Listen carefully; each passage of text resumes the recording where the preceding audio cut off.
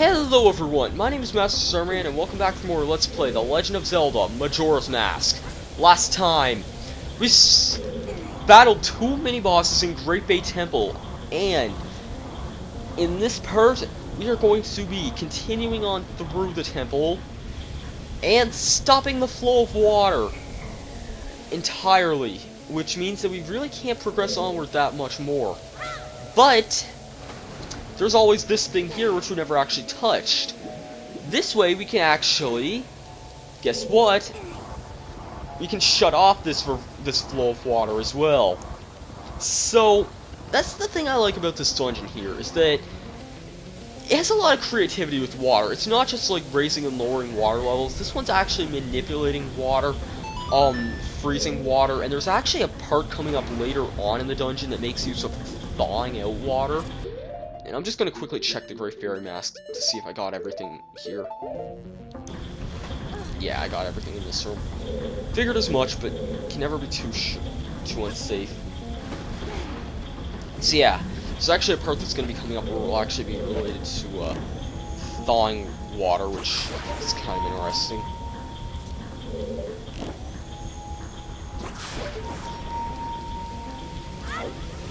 I hate you so much, game! I really do, because that kind of crap always happens to me whenever I play this game.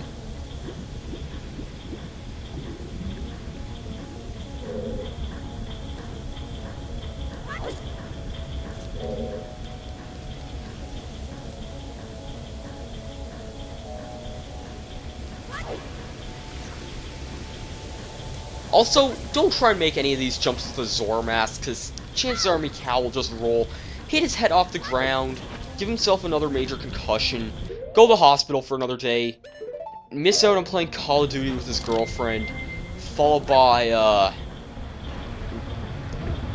having his girlfriend's eggs stolen again. Well, actually, I don't know if it's ever been confirmed if Lulu and Mikau were, like, in a relationship or not, although it's kind of assumed that because it's like Lulu did give birth in the series of events that lead up to this game here.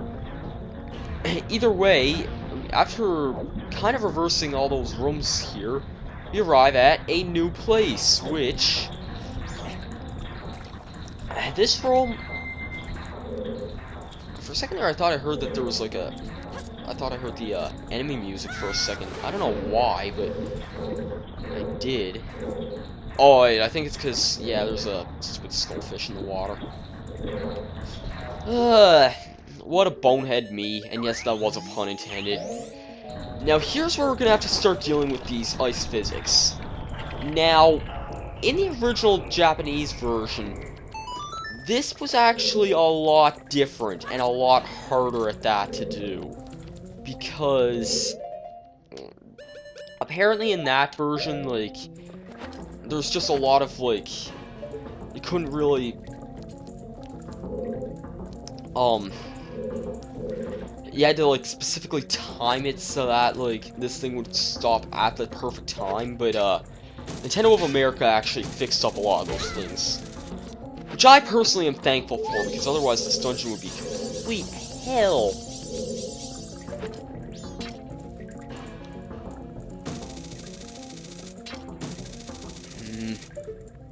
Oh wait, hold on, there's a treasure chest down here. Or, another platform, not another treasure chest. Yeah, I knew there was this treasure chest here. Kind of ironically, whenever I first played this game, this was actually the very first dungeon that I actually got all the stray fairies in. Which is kind of funny if you think about it. Because a lot of people hate this dungeon. So anyways, I didn't pause the game twice, game. Unpause and then repause. Now something kind of interesting. We can actually do the reverse of freezing and thawing out the water. I mentioned this briefly in the earlier on in this video actually. But yeah, I like that feature about this thing a lot in this game here. So we get to do that in this game.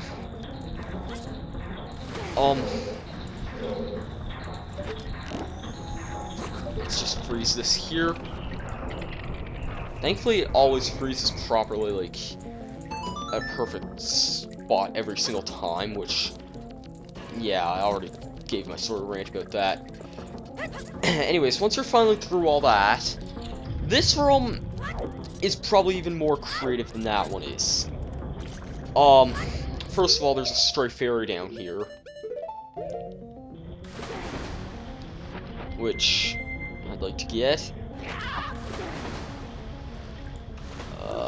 I said I'd like to get this stray fairy that's down here.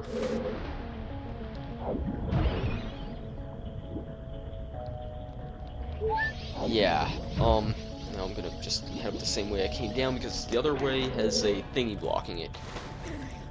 Now then, the kind of unique thing about this room here is, if you actually notice,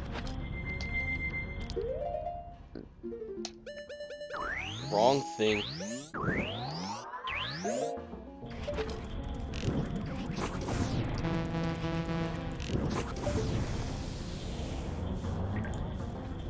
Yeah, we can basically thaw these things here. Now we basically have a somewhat of a balancing game to do. This is... It's clever, admittedly. This dungeon really is clever with what it does. And I think this is the second last of these switches that we need to get. And if it is, it's good, because I know where the last switch is. Problem with that is that I think we might... Actually, no, never mind. Never mind. This part actually is kind of confusing, though, if you believe it or not. First of all, if you head over here and not fall off, you can't jump on top of this here, but Mikau can. So, that's kind of a deviously well-missable secret. The fact that Mikau can jump up there, but Link can't.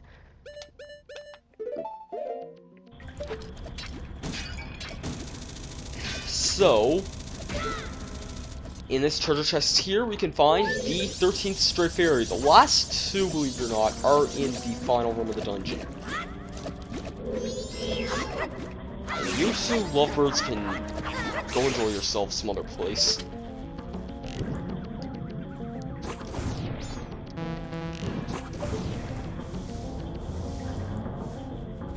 Anyways,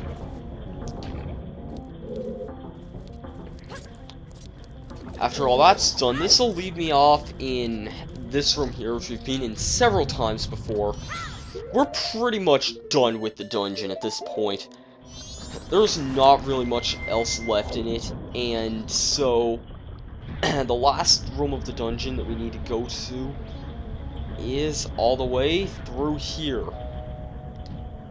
Which this room just so happens to have the last of the stray fairies in it. This one here's the one you want to be a little bit more careful with. Because you could head back the other way, or just entirely skip getting it this way. That works too.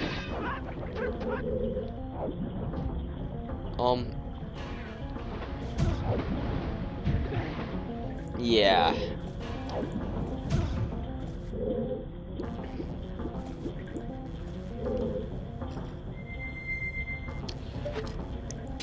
God, sorry about the awkward silences here, but I'm out of words to talk about at this point here.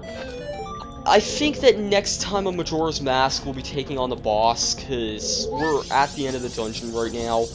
I'm sorry that this was kind of a short episode that we basically just involved finishing up the temple. We didn't really get much accomplished here, even still, it's been a fairly decent amount of time, I'd say.